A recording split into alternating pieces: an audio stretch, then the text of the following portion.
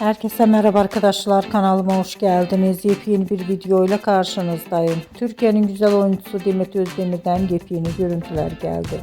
Demet Özdemir'in Cannes Film Festivali'nden olan muhteşem görüntülerini sizler için YouTube kanalımda video halinde sunuyorum.